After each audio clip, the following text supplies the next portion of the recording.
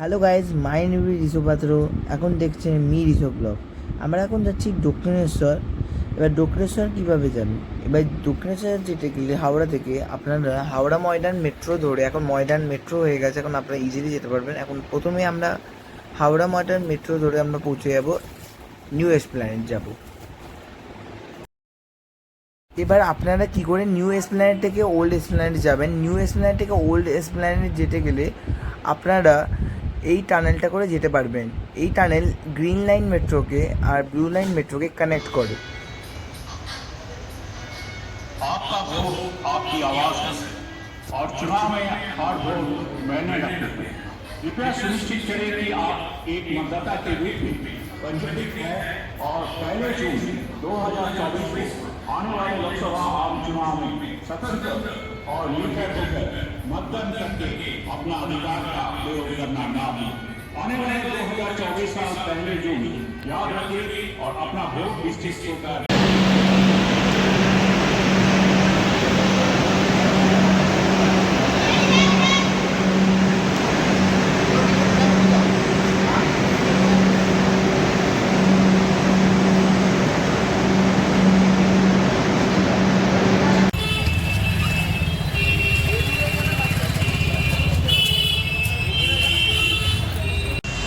এবার কীভাবে দক্ষিণেশ্বর মন্দির যাবেন? এবার দক্ষিণেশ্বর মন্দির যেতে গেলে আপনারা দেখবেন, যখন আপনারা মেট্রো থেকে বেরোবেন, একদম মেট্রো থেকে তার লেফট সাইডে দেখবেন একটা স্কাই ওয়াকের রাস্তা চলে যাচ্ছে। সেই রাস্তা দিয়ে স্কাই ওয়াকের সোজা রাস্তা দিয়ে যে রাস্তাটা এন্ড হয়ে যাচ্ছে, ওইখানে সোজা গিয়ে আপনারা দক্ষিণেশ্বর মন্দিরের মেন গেট পেয়ে যাবেন।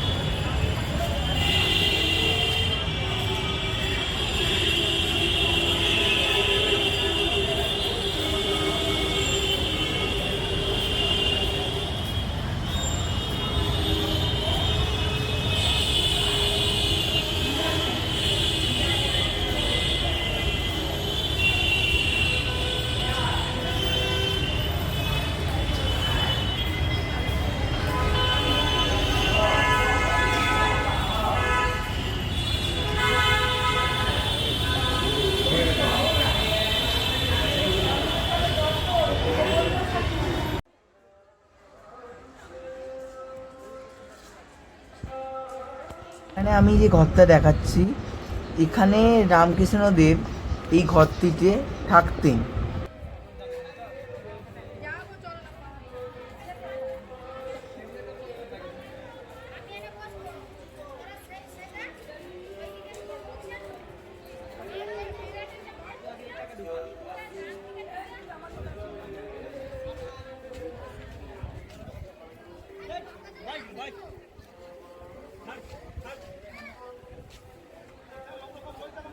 এটা হচ্ছে দক্ষিণেশ্বরের স্নানের ঘাট।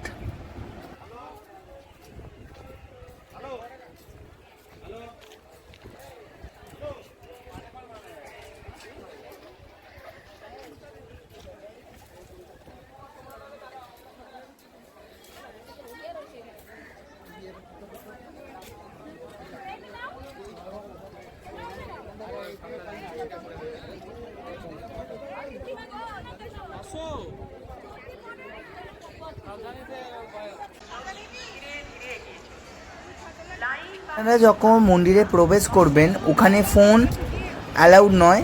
তো ফোন আর জুতো লেফট সাইডে একটা কাউন্টার আছে, ওখানে আপনারা জমা দিয়ে দেবেন।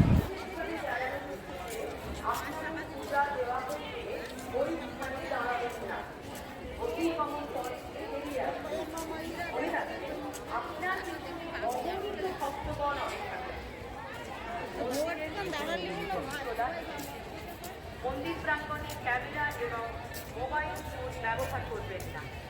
কোনো পরিত্যক্ত দ্রব্য সামগ্রী নজরে আসলে দ্রুত মন্দির কার্যালয়ে বা নিকটবর্তী পুলিশ